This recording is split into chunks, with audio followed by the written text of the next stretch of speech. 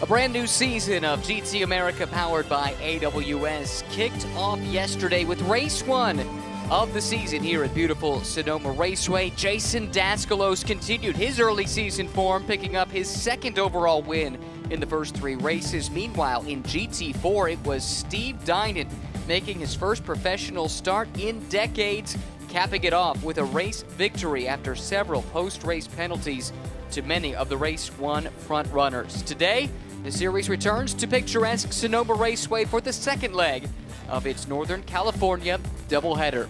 Beautiful weather. Welcome to Northern California and Sonoma Raceway. My name is Ryan Marine. It's a pleasure to have your company. Calvin Fish joins me in the broadcast booth with Amanda Busick down in the pit lane. What a race yesterday. Overall, Calvin, the top three finished within 1 second of one another, but it's a totally different look to the grid here for race two. Yeah, it really is. It was really anyone's game there at the end. DASKALOS hung on there from the pole position. Kurtz had a monster final few laps there and really put the pressure on, but the fastest car was Jason Harwood, and because he was the fastest car and had the fastest lap yesterday, that puts him on the pole position here today. So he's got the speed. It's all about whether he can execute here on the get-go. A look at this 12-turn, 2.5-mile circuit, Sonoma Raceway. Tough, technical, and very challenging on the tires. More on the track in a moment, but for now, down to the pit lane and Amanda Busick. Good morning, Amanda.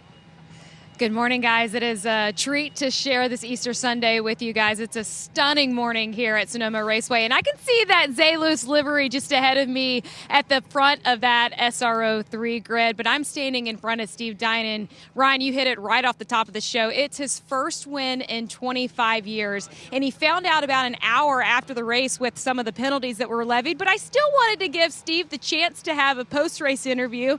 I talked to him this morning, and I talked to him about just getting that win yesterday, and he was like, simply, I had to let every other guy around me make mistakes, but I'm not going to have that liberty here today. I am at the front of this grid. I'm going to have to push it. I can't play conservative. So if he could back it up with a win here again today, stand on that podium, I imagine the Easter Bunny would have rewarded Steve here this weekend.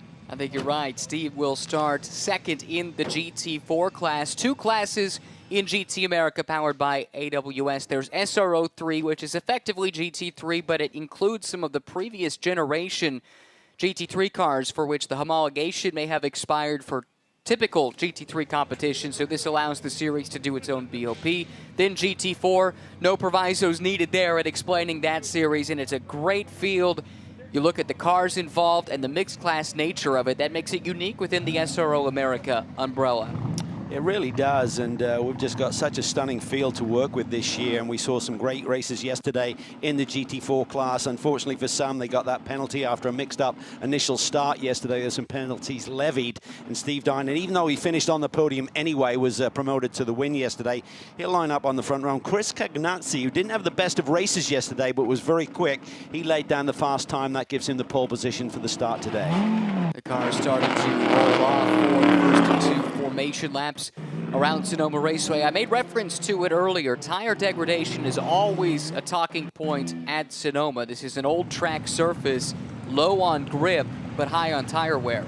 It is, but I think as the track is rubbing in this weekend, I think during the practice sessions on Friday, everyone was very concerned about how the tires would hold up over the stint. But this is just a 40-minute sprint race. It's pretty cool here this morning, so I think the main thing is with this new Pirelli tire is a little bit harder. It's got a stiffer construction, so getting some tire temperature early is the real factor here for these drivers. So on this formation lap, you'll probably see the guys weaving around a lot, really using the brake pressure, a lot of brake pressure, riding the brakes against the gas pedal, try and generate heat up through the upright, into the wheel, into the tire itself, and try and get a little bit of energy going on early. Starting grid, Jason Harwood and Mirko Schultes will make up row number one. Harwood on pole in the Lamborghini, Schultes in the Callaway Corvette. Jason DASKALOS, a winner yesterday, starts third. He'll have the runner-up yesterday, George Kurtz, next to him in fourth. Jeff Burton and Kyle Washington making up the third row of the SRO 3 grid. A spin further back in the GT4 grid, and we saw several spins on the formation laps yesterday, but there was a lot of rain on the racetrack. The track's certainly much more dry here this morning. The problems early on for one of the Supras. Yeah, I think it's Jose De Silva there having a quick spin. And this is what I was talking about, just getting that tire temperature up. It really catches you out. You think, okay, it's a mild temperature day. It's not that cold, but even so, you have to be super careful how you apply the power here. And particularly when we get to the real racing. Right now, they're behind the safety car, so the speeds are limited anyway. But for De Silva there, caught out. Fortunately, it didn't look like he hit anything too hard. Number of very fast GT4 machines starting towards the back, either due to misfortune yesterday or some penalties. Look at the likes of Brian Putt. We saw what he could do in the GT4 America race yesterday, where he won in his class with He's starting a little ways towards the back. Gray Newell starting back there quite a ways deep into the GT4 field. One of several to keep an eye on. Marko Radicic, too, mid-pack. That car was fast. He's already a race winner this year on the streets of St. Petersburg, but had mechanical issues early. Yeah, and you got Jason Bell, our champion from last year, sitting there on the fourth row of the GT4 field, so you know he wants to head forward and try and get up on the podium. Hutton McKenna had a really strong race yesterday, finished second on the road. He's one of those drivers that got dinged with the initial start there, so look for him today. Very impressive young driver. Calvin, you've had a chance to race here at Sonoma Raceway. What makes this track unique in its challenge? Well, I think you talked about it, Ryan. Just the surface is relatively old, so it's low grip, so that's challenging to get the car hooked up and get it to bite into the surface. But for me, I think that first sector there, as you see the blind crest up through turn 2, turn 3, I really found those very challenging. I didn't do a lot of races here, and I think certainly circuit knowledge is always a key wherever we go, but so important here. If you know this racetrack well, you know the sight lines, you know when the car's in the right position coming over the crest of the hills, and then you can commit to the power a little bit earlier than someone who's kind of peeking over the top of the hills and looking for their reference point. Day 2 of a busy weekend of racing at Sonoma Raceway. That's a look at the SRO Motorsports Camp. They've got a couple of cars in this field, one in SRO 3, one in the GT4 ranks. That's the Cameron Racing crew, Steve Cameron in the middle. Guy Cosmo, driver coaching for Chris CAGNAZZI, the pole sitter at GT4 alongside. An interesting mix too. We saw the debut in terms of being a full-on homologated GT4 car in SRO America competition for the new Cayman yesterday, but a couple iterations of the previous generation Cayman here too. It's a great mix in the GT4 field in particular. It really is. It's a real melting pot of all of the manufacturers, and as you said, in the GT3 ranks, we've got some cars that are a little bit older in the tooth, but they're still very potent, and as we've seen with DASKALOS, he makes the Audi sing. Yeah, between DASKALOS and the Callaway Corvette of Schultes, those are probably the two oldest cars on site here this weekend, but both of them very quick in their own right. Jason, of course, winning yesterday, but he's back in third. Similar story to what we saw from him in St. Petersburg, Calvin. It is, and I think this is going to be the real key. Who's going to be aggressive here on the initial start? Who's comfortable with the car getting a little bit out of shape until we get those tire temperatures and get the grip from the Pirelli P0s? Yesterday, DASKALOS looked like the guy to do that. He took off a little bit at the start, but then once the race settled in, there were drivers and cars that had a bit more pace. Jason Harward at the front of this field, a driver with just 1 year of professional racing under his belt and not much racing at all prior to that. He was a remarkably quick study, as was this team, brand new a year ago. He has the benefit, though, of extra seat time. He's running both GT America powered by AWS as well as Fanatec GT World Challenge America powered by AWS. That's the 90-minute race format where he and Madison Snow share one of those Lamborghinis. Yeah, it's an exciting new team, and I think even though Harwood finished on the podium, he had big smiles, but he'd have to be thinking last night, listen, I had the fastest car. If I could have just executed a little bit better. He's still working on his racecraft a little bit. He's right there, and he's not making mistakes. It's just kind of the chess game that you'll see during the course of this 40-minute sprint. Can he get on top? A split start between the SRO3 and GT4 categories. That was a big storyline yesterday because it is new, and several of the GT4 competitors were caught out by it going on this initial green, and they were penalized. I imagine that lesson has sunk home since yesterday. But here is the SRO field in good alignment with the Lamborghini of Harward on the pole to the right of the screen, waiting for the green flag, and it flies. Great jump from Harward. DASKALOS to the inside of the Callaway Corvette coming up the hill. He'll grab the second spot, and following through is Jeff Burton. Yeah, DASKALOS there, pretty aggressive there, kind of didn't rub on that Callaway Corvette, but certainly made his intentions as Dynan gets the jump here with the GT4 field. Oh man, what a great jump there from Steve through the VP Fuels acceleration zone. He was on it quickly. CAGNAZZI there from the pole. That's the yellow and blue Mercedes you see just going up into turn 2. Right there, gets tagged by Jason Bell. Did not get off the line quickly. That's the car that got damaged yesterday. You can see the rear tail is a little bit different color than it should be. He's on up at the front of the field. First time plunging down the hill towards turn number 6. It's Harward out in front. DASKALOS runs second. Jeff Burton, who should have had a good starting spot yesterday, spun in those treacherous conditions on the formation lap and was able to recover fairly well. Well, he's up to third here. Great start for him in the second of the 2 Zalus cars. Look at DASKALOS. He really wants to try and make his intentions here. He needs to try and get the lead and then hang on. I think if he allows Howard to settle in here, get some tire temperature, he could take off on him. Of the top 3, he is the driver with the most experience. A spin further back for the number 69 machine. It's Coleman, I believe. Yep, Todd Coleman out of the Smooge Racing camp. And Aaron Thielitz had a very good run in Pirelli GT4 America yesterday. He finished second yesterday and qualified 4th. Now Schulteis is around. Did he get tagged there by George Kurtz? He was putting the pressure on him coming into that turn 9 chicane. It's a real shame that Callaway Corvette was looking strong, starting on the outside of the front row. He's not been the quickest starter to these races this season so far, Calvin, but as the race goes along, he is very consistent and just seems to get faster and faster. He does, and I'm not sure whether that's Merkel getting up to speed or the car just generating tire temperature a little bit later in the run. Look at this traffic jam in GT4. Steve Dynan has been caught. Looks like Ross West has run him down. In fact, Dynan has dropped well off the pace. He is way deep in the pack. Yeah. Car's just filing down the inside of it, and that's the black and green Audi that you can see just losing a lot of track position right now. 930. Assault from Gray Newell. That's the Heart of Racing Aston, the blue and yellow machine to the outside and some contact. Wow.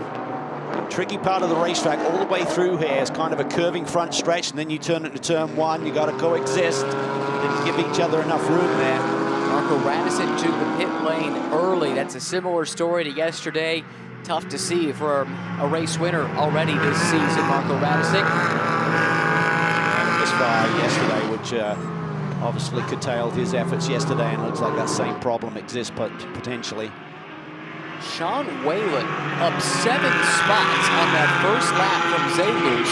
He now leads in GT4. CAGNAZZI runs second. And Jason Bell with a mighty start as well. He's up to third, running in podium contention. Brian Putt sending it around the outside in 6th, but here's a look at the start. Yeah, well, Dynan just gone, and they're not even to the acceleration zone, so CAGNAZZI from the pole, he should have controlled that, and I think Steve just took off from the outside of the front row, and several others went with him. Race control will be taking a look at that. In fact, start is under review.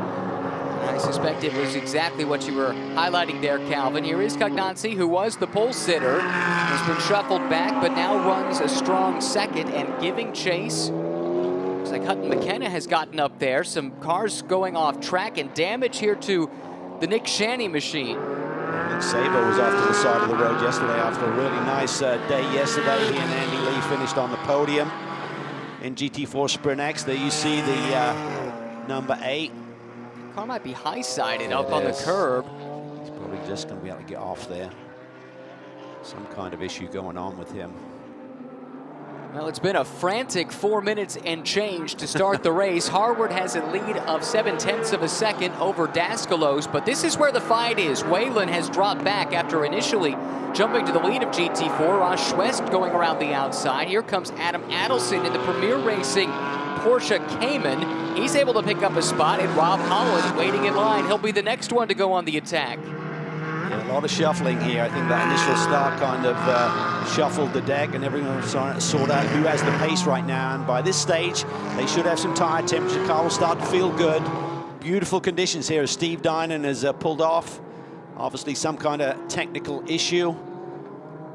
From the highs and lows of racing, Steve Dynan returns to pro racing, first time in over a couple of decades, and got the win yesterday, but early exit for him. Full course yellow, presumably for the stranded car of Steve Dynan, and that will erase an advantage that was approaching 1 second that Jason Harward had built over Jason DASKALOS. Jeff Burton continues to run third. George Kurtz, Justin Wetherill, the top 5 overall. This is what I thought may happen.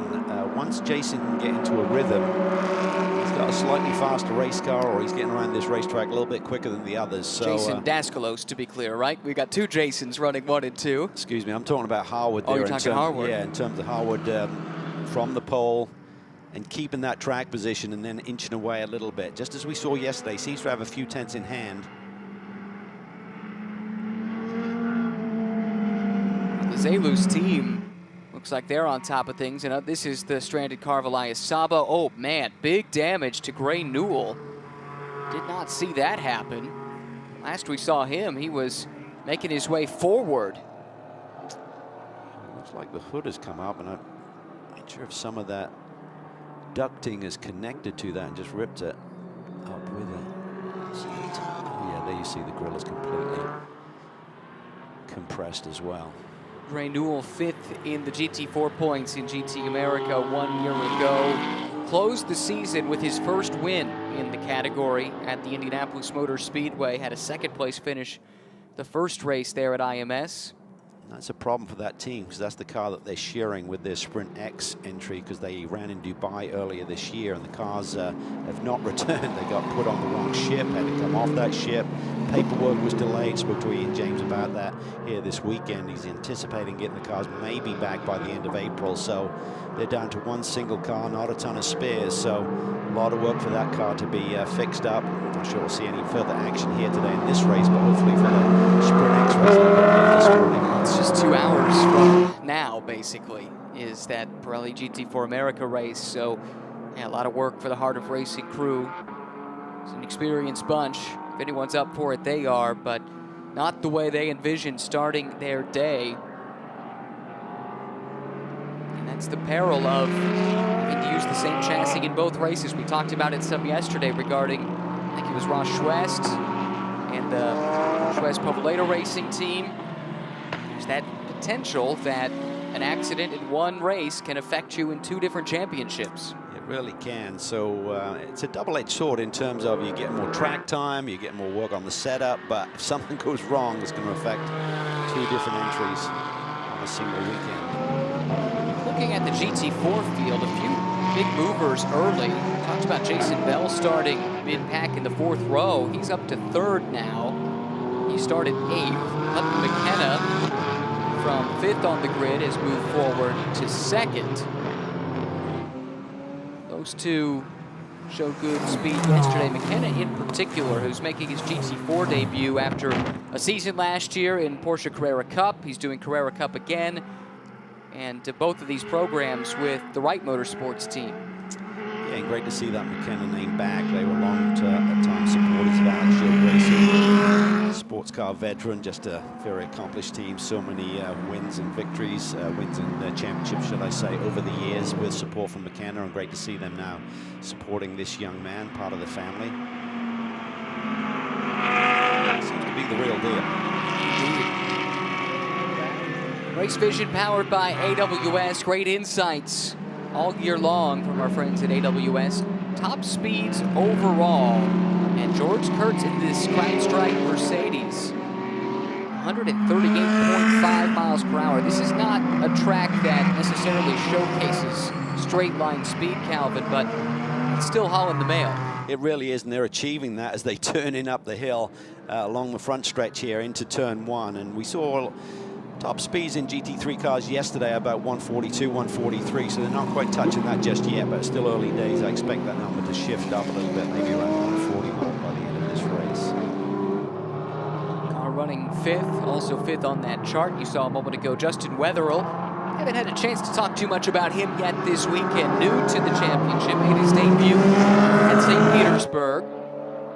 But a lot of experience in Ferrari Challenge. Made a couple of starts in 2017, a couple more in 2019, but committed to it in 2020 and won the championship in the Copa Shell AM class.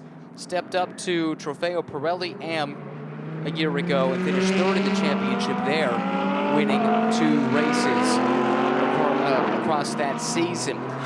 Continuing under the safety car, 10 minutes into the 2nd race of the weekend, and an update from the pits with Amanda. was as active as this 10 minutes have been. You can imagine it's been just as active here on pit lane. I was able to sneak by Carbon and talk to them about what may have happened with Steve Dinan.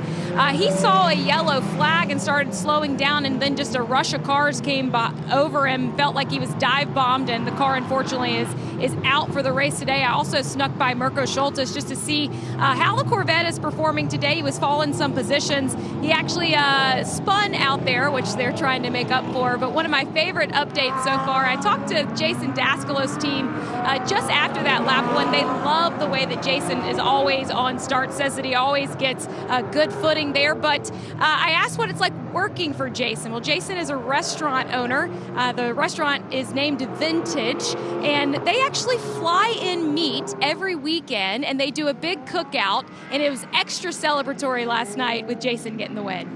We got to get an invitation. Yeah. That sounds great. Vintage on the side of that car, and it is something of a vintage race car, as we've talked about. Probably the oldest car in the paddock, this previous generation Audi GT3 machine. Definitely get a 5 on the operating in terms of his starts. He's always up on the wheel, but we need to get him and taste some of that good stuff. I understand it's a wonderful restaurant that he has. But he's thinking about other things right now. He's licking his chops, looking for another win. Now this might play right into his hands here. He's good on starts, good on the restarts. He's about to get one. And the real key right now, Ryan, is not getting too much pickup on these tires, because the tires have generated enough temperature that they literally attract all of the marbles and they snowball as you're running around at these low speeds. So you can see the drivers weaving around. They'll use the brake pedal to try and maintain some temperature, but now it's all about scrubbing those fronts. You want those fronts to respond, particularly when you head up the hill again for this restart into turn 1. It's one of those misconceptions. A lot of people talk about weaving to generate heat, but it really is using the brake pedal to get the brake heat through the wheel into the tire that generates the heat. The weaving back and forth is about cleaning the tires, right? That's right. And then we see the reason why SABO is off the road there, broken left front suspension. Brian Putt now off the road as well. Left rear tire down, and looks like some contact there. This is a team that does have 2 cars for its 2 programs. That's the good news, but frustrating for Brian. He had a rough day yesterday, too, in this championship, but bounced back in a big way, winning in class and finishing on the podium overall in the GT4 America race, teaming up with Kedden Cook. George Kirsten come up with here in the crowd strike entry, came like gangbusters at the end. Yes, they looked like he was fading, got demoted down to 3rd, and then suddenly went on the attack and almost stole the victory away from DASKALOS there in the last lap. Very close finish. Swept the weekend here last year in GT America. Not only swept it, but he had pole and fastest lap in both races, too. It was a dominant performance. He went a good part of the season as the points leader as a consequence, but had some issues down the stretch. Ultimately elected to focus on the GT World Challenge America program and didn't complete the season in GT America. But he's been busy already, has George Kurtz. He finished 2nd in class at the 24 Hours of Dubai earlier this year, back over the winter, in fact, for the SPS Automotive Performance team that he's driven at the 24 Hours of Spa for in the past. And he's been doing some prototype racing over in IMSA as well. Got a big focus here in the SRO paddock, as you would imagine. CrowdStrike branding and all the racing this weekend here at Sonoma Raceway, presented by CrowdStrike. Yeah, and a big move for him as well, moving to the Riley Motorsports team away from DXDT, who they ran with for the last couple of years, he and Colin Brown. So they're settling in nicely. I think it's going to be a good home for them. Single car entry in both of the races versus a multi-car operation, and I think George and Colin feel comfortable with that moving forward. It's a group that they have some experience with running elsewhere, and so much knowledge on the pit box when you're talking about the Riley team. All the years, multiple generations of Rileys as well, and they've proven as good at this era of customer racing as they were in the area where you built your own race car, which is really where the name was made, right? Yeah, because that was just an Adrian Newey type in terms of being able to design sports cars like Adrian does Formula 1 cars that just seem to be a star. You don't advantage now, so your mindset as a team owner has to be a bit different. Everyone's working with the same thing, and you can't just keep continuously develop the cars because they're homologated, and I'm sure that takes a rethink to adjust to this new age of sports car racing. I think so, because there are just engineers and designers who are just very innovative, and when you're given these very restrictive rules to try and equalize the field and get all the manufacturers together and then work with the rules package so that they can all run at similar speeds. Obviously, there's horses for courses depending on where you're running, but yeah, you got to turn your attention to the details and the setups. And Bill Riley, who orchestrates the team now, is just excellent. Just so much experience, good with the strategy always, and it always turns out very fast race cars. Continuing behind the safety cars, the cleanup continues. This has unfortunately a pretty big chunk into this 40-minute sprint race. Chris CAGNAZZI leading the way in the GT4 class, and this is another driver with a new team, same car but new team, switching over to Cameron Racing, which had so much success with Sean Quinlan in this series, and then Quinlan and Leafouche together, Greg Leafouche in the Pirelli GT4 America Championship 1 year ago, and over the last several years, in fact, winning championships. But he and Guy Cosby coming over. It seems like Chris and Guy very pleased with their new surroundings. Yeah, I think Guy's a great mentor and coach and co-driver to have for Chris, and I think Guy and Steve Cameron worked together back in the Finley Motorsports days with that prototype effort, so they know each other. There's good chemistry. Cameron Racing are based here at Sonoma Raceway, so this is their home turf, so they should have a good setup on their car and knows what this track dictates. Even through the different stages of the day, what you need on a race car at 9:30 in the morning is probably different from what you need at 4 p.m. in the afternoon. Let's go, since we have the time, let's go into that a little bit deeper. Maybe to the layman, what's so different between a racetrack at 9 in the morning and 5 at night or 12 in the afternoon, whatever the case may be? How big can these differences be? They can be big swings, and when you're driving through the course of a day on a test day, you can be like, you'll go out of the box, you'll do 5 laps, and you lay a lap time down. You may not equal that for the rest of the day because you're chasing the racetrack, and that's where you're going to have the experience to know the racetrack is going to come back to us. If you start dialing that car in for the track conditions late in the day, and you put that same car back on the racetrack the next morning, it's not going to work. So that's the experience that you need to know when not to chase it. Don't make too many changes. Just having a good notebook, that's what you need. You need engineers who have got that feel, that knowledge that we're okay, even though the car doesn't feel great right now. It's the track that is not giving you the grip. The ambient has gone up, the track temperature's gone up, and some racetracks just really change in terms of how much grip it's going to give you in the heat of the day. The cleanup continues, and the field circulating behind the safety car. Race 2 of the weekend for GT America, powered by AWS. We talked at the top, Calvin, about tire degradation in this track and managing the tires is going to be so important. Well, that was before we had a safety car that lasted 15 minutes or so.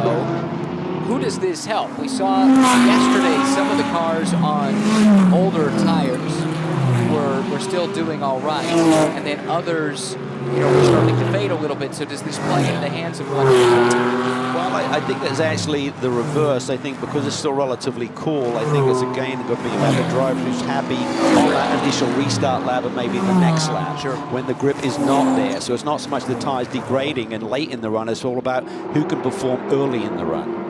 Because I think with the racetrack rubbering in, we're not getting the degradation that we anticipated this weekend anyway. And with this being a 40-minute sprint and then the interruption with this yellow, it's all about the short run performance that you're looking for right now. Well, the team that runs first and third overall, SRO Motorsports, great run for the Utah-based team, and Amanda is in their pit box. And Ryan, I'm standing by with Ty Isaac, the team principal, and Jason Harwood right there at the start of that grid for this restart. He has been knocking on the door of a first win. How close do you think it is for him? I think it's coming. I think this is a good one for Jason. We've been working really hard. He's improved a lot over the years. We've had a lot of second places, a lot of fast laps last season. It's nice to see him at the front of the field. We've been able to sit in our side of the seat and watch him grow over the last season, now kicking off a new one. What impresses you the most with Jason?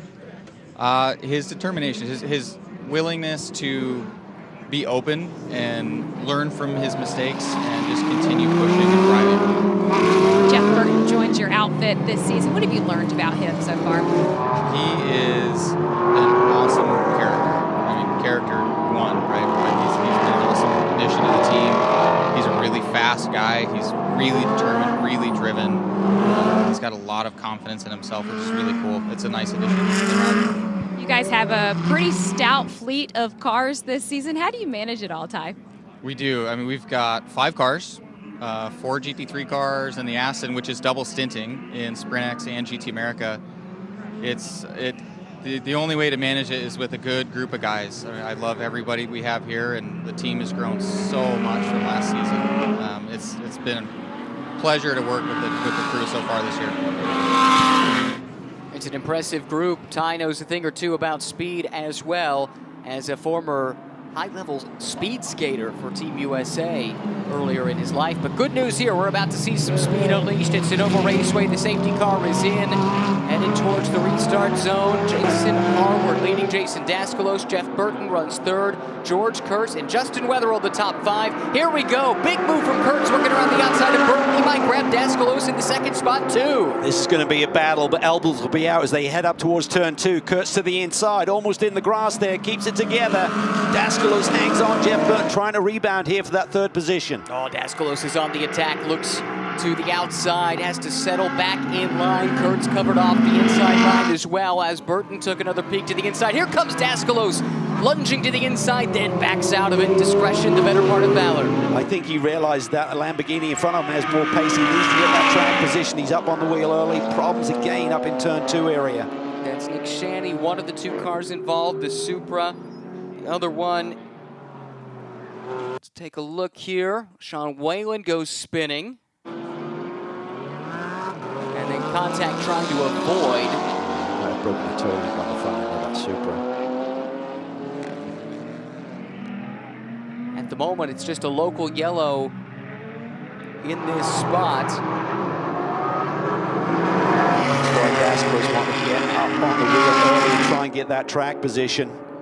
Kurtz timed that restart perfectly. I thought he's going to get up into second, but DASKALOS saw him coming and got super aggressive on the brake pedal up into turn 2.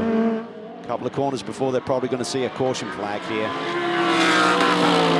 News from race control. Todd Coleman giving a drive-through for jumping the initial start. And another car also issued. Steve Dynam, but his car is out. Yeah, that's right. That's right. Alan Stad, the other car involved in that incident, by the way, of the Porsche, the orange Porsche. Unfortunate for him and unfortunate for us as we go full course yellow. Once again, Guy Cosmo and Steve Cameron, their thoughts. Discussing the start, I think. I think they're, Steve's not happy. Looks like CAGNAZZI got passed by McKenna there, so he's been demoted down to 2nd position. Starts have been problematic for this group this weekend, hasn't it? It seems that way. Unfortunately, a few more disabled vehicles that need to be attended to before we can go back to racing. Just 16 minutes left. Pace laps here, or safety car laps, about 3 minutes or so in duration. So I suspect we're looking at under 10 minutes to go when we go back to green. Yeah. You're spot on there. So still a good little sprint to the finish, so everyone will be trying to readjust. Watch this run by Kurtz in the acceleration zone. Good to go. Swings it around the outside. DASKALOS sees him there. Bold move by George there. Tries to get to the inside. I thought right there he could really just understeer up into DASKALOS, but he controlled it really nicely. Cost him a little bit of exit speed, but nowhere for Burton to go with it. There's Whalen spin, and further back in the pack there you see Shanny just get clipped there. And I think he may have broken a front toe link there. He's got no steering ability on that Toyota. And Alan Stad in the Cayman, nowhere to go, the innocent bystander, but also now in a disabled vehicle alongside the racetrack. And one thing, going back to that restart, we should reiterate the rules on the starts and restarts are different as to when you can pull out of line and make the passing attempt. Yeah, they are, and everyone's got I mean, theoretically, the pole sitter should be controlling that. We haven't seen that so much, certainly with that GT4 start earlier in the day, with the CAGNAZZI getting absolutely swamped. So he'd have been frustrated by that, but he got the lead back, and then we could see McKenna taking advantage of him. So Jason Harwood, though, continues to lead the way, and he has the CrowdStrike fastest lap of the race, a 141.497. George Kurtz, though, not far behind, only 9 thousandths of a second slower with his best lap compared to Harwood. So that's the CrowdStrike Mercedes, third in line. Would not be a surprise to see him mount a challenge. It is quite interesting that the pace of that Mercedes looks really, really good, as it did towards the end of the race yesterday. DASKALOS in between. He's also run in the 41s, a 41.8. And Jeff Burton's run a 41.7. So top 4 have run lap times within a half a second of one another. Nick Shanny walking away, got a wounded car, will not drive. Teaming up with Terry Borschella now in Sprint X competition. Pitched the lift with Terry from the hotel this morning. He's pretty excited about the potential with Nick moving forward. Early in his learning curve, but he's committed to it. He's now retired from a very successful business that he once had, and is now dedicated to learning the craft of racing. And you couldn't ask for a better mentor and co-driver than Terry Borschella. Has so much experience, winning many big races, championships over the years. So it'll be fun to watch that ride. Great to have Terry back in the paddock, and that's the cool thing I think about some of these Pro-Am lineups is it gives pros a chance to get back in the paddock, get back in the race car with the drivers that they've been coaching in many instances for several years. More on that in a moment, but for now, let's get an update on the Cameron Racing car. Chris CAGNAZZI, his coach and co-driver in Pirelli GT4 America is Guy Cosmo, and Guy is with Amanda. And it was a rush to get this car ready for today. Last night they were working on the suspension from a mishap that happened in the GT4 race, and getting that car back to performance here today. What was the process in getting it ready? Just, kind of standard procedure. A little bit of damage. Thankfully, it wasn't too big of a hit or a crash. Chris was just an innocent bystander and a melee in front of him, and the car next to him was swerving to avoid it. Didn't realize Chris was there. So left rear damage, rear bumper. Team Cameron Racing guys got it all fixed up. Car's good to go. He's running second place. He was in first. We just lost his position on this restart here, but lots of yellows in these races at the moment. Hopefully everybody can clean it up. We can have a good run to the finish, but be nice to see Chris on the podium today. As teammate and coach, you're also a voice that gives information over to Chris. And when you have moments like yesterday, how do you keep someone motivated and ready to compete here today? Yeah, I think you said it earlier to me. You got to have a short memory, right? You just have to put it behind you and focus forward. We all live to come here and drive and just have fun and make these cars go fast and grind it out. So, you got to put all the bad stuff behind you and just focus on having as much fun as you can have right now, because there's no time like right now. Guy told me earlier in the weekend that Chris has a couple business commitments and other racing commitments, so this won't be a full season effort, but they expect they're going to be able to challenge for podiums in all of the races that they will participate in. They feel really good about this new partnership like we talked about. I think that's what's exciting for us. We talked about it a lot yesterday with the start of any new season. There's some new drivers, new teams that we don't know a lot about, seeing how they develop, and also some movement. Drivers will naturally move teams, trying to find a better chemistry within a different group, or there may be a manufacturer change, which means the alliance with the team will have to change. So I was excited to see how it shakes out. Safety crews attending to the stranded cars.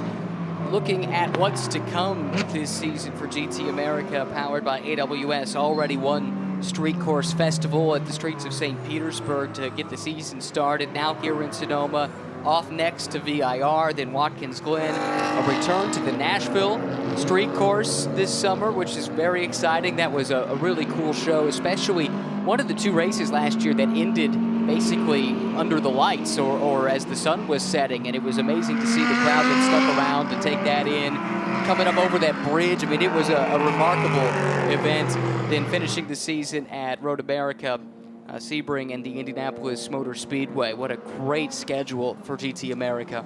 Well, I think what's cool about that, when you go to a new event like Nashville and you get a new audience, and people may not know a lot about IndyCar, for example, which is the top of the headliner there.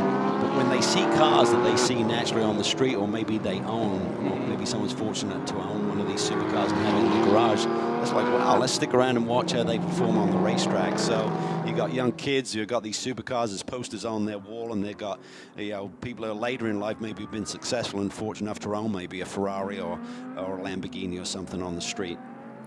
And this is always a crowd favorite. The Callaway Corvette made a couple of starts a few years ago. Daniel Kylewitz drove one of the cars. Aaron Curran drove a car at Circuit of the Americas, and then we didn't see it again. And I'm quite frankly wasn't expecting to see them show up. And what a pleasant surprise on the entry list for St. Petersburg. And here's Mirko Schultes, the Mishu Motors team, and Callaway Corvette C7 chassis number 1.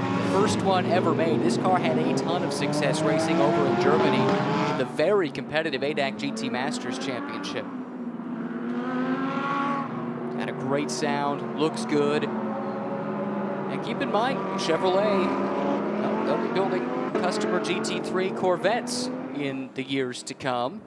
So perhaps a preview of a greater presence on the grid from General Motors in the future, which we've seen before, of course, going back to the Cadillac program. And obviously within this race, GT America, you got the two classes, GT3 predominantly up front here, of course, which are like highly modified supercars, tons of downforce, lots of dive planes under Venturis that really create a ton of downforce. The downside of that is when you're following closely, that lead car is going to take away some of the air. So you look at the front end of this Audi, for example, you see those little dive planes, as we call them, on the front fenders.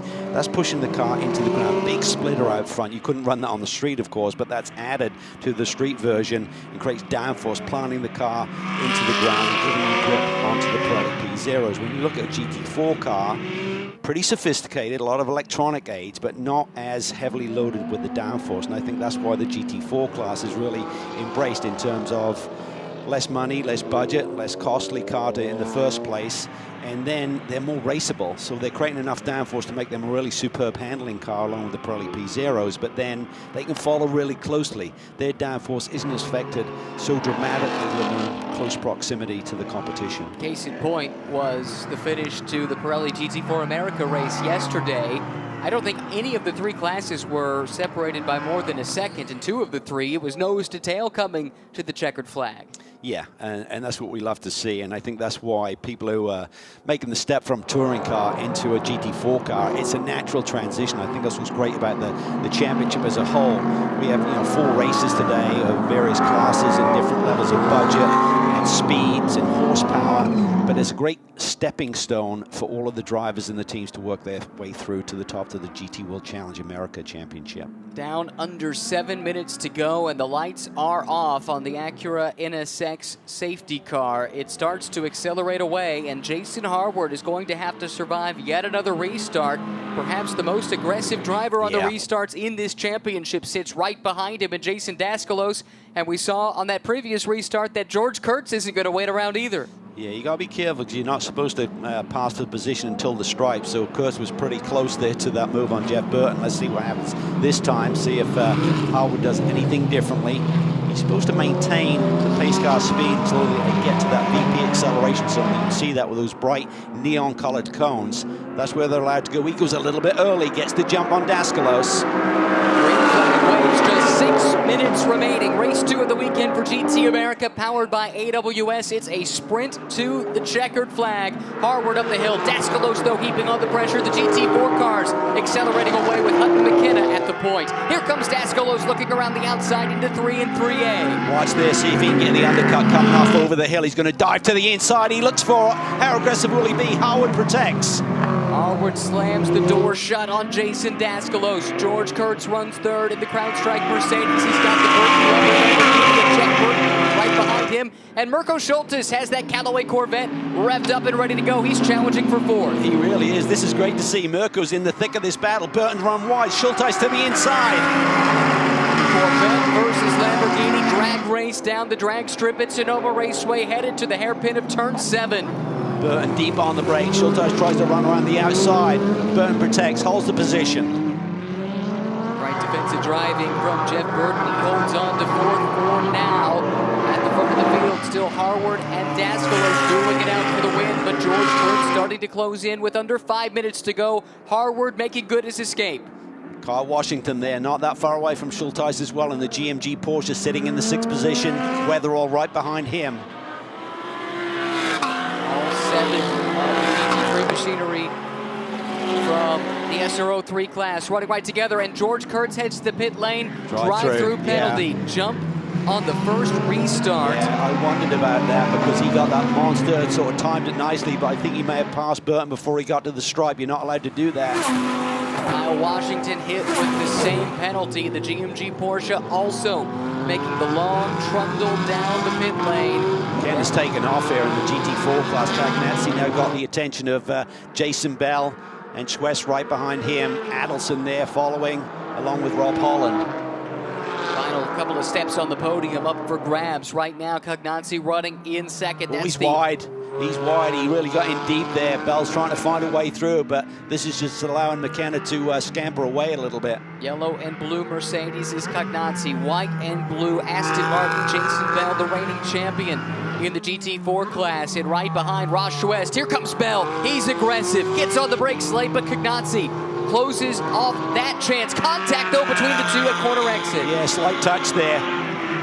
But Bell did a really nice job of not forcing the issue. CAGNAZZI just trying to hold on. He's going to have Steve Cameron and Guy Cosmo on the radio just saying, do all you can. Look at Adelson around the outside of the carousel. A big move around the outside from Adam Adelson. Can he make it stick? He runs wide. That opens him up, makes him vulnerable. Rob Holland and another one of the Porsche Caymans on the attack. Bell flashing the headlights, trying to find a way around CAGNAZZI, but the fight is on for 5th. Look at Rob Holland there trying to take advantage there. Adelson had to give it up into the brake zone.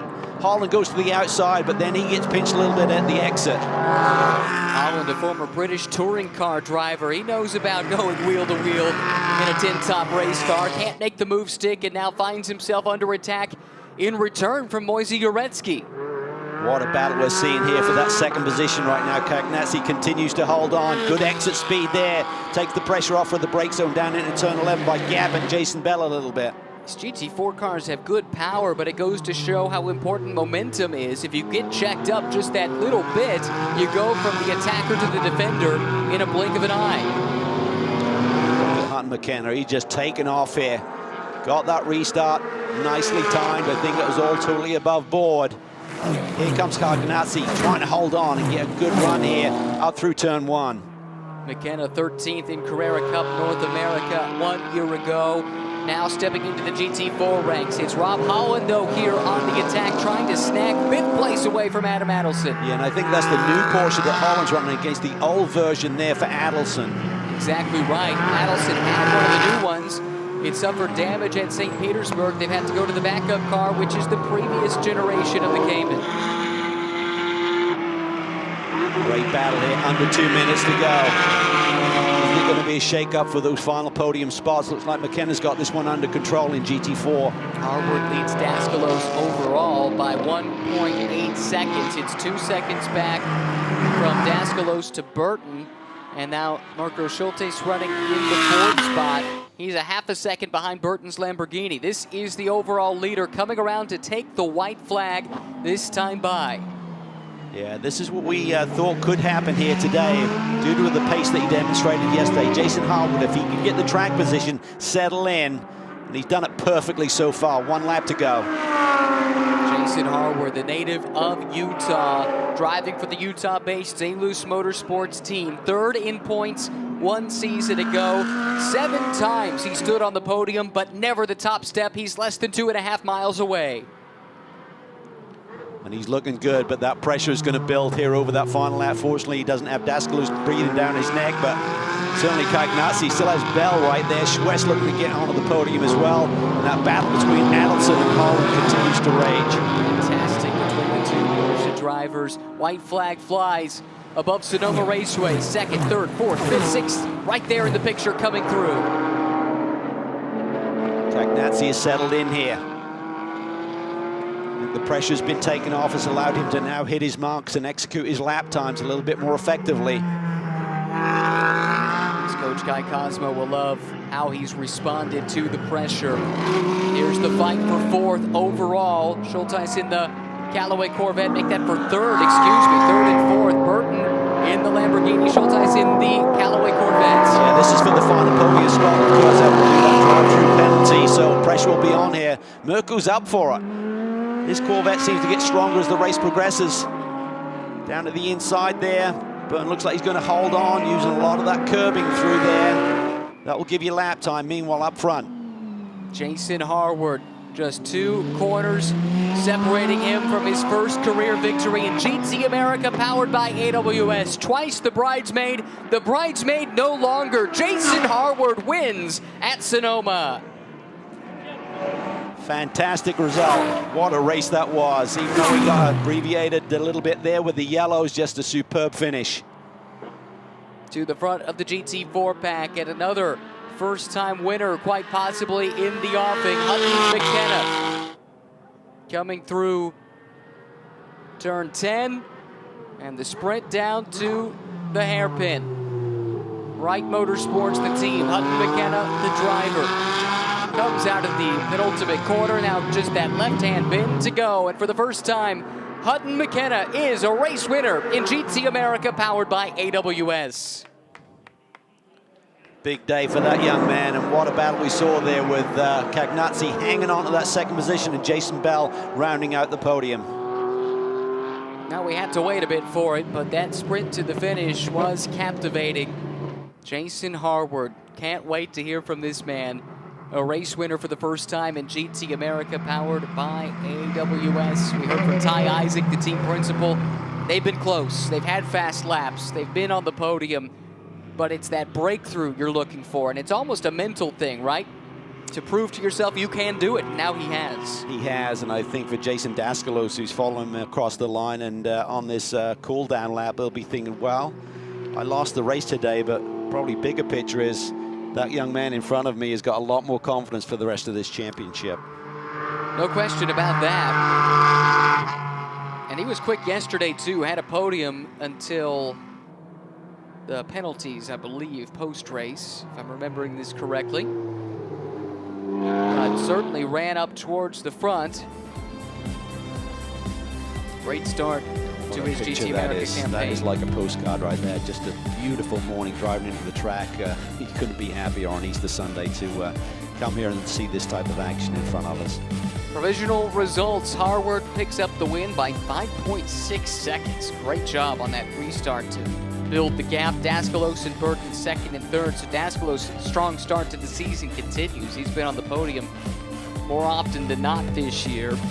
Wetherill with the 5th place result. McKenna, though, the winner in GT4. CAGNAZZI, good strong finish in second. And Jason Bell looking to defend that crown. A 3rd place and a podium finish. Not a bad way to do it.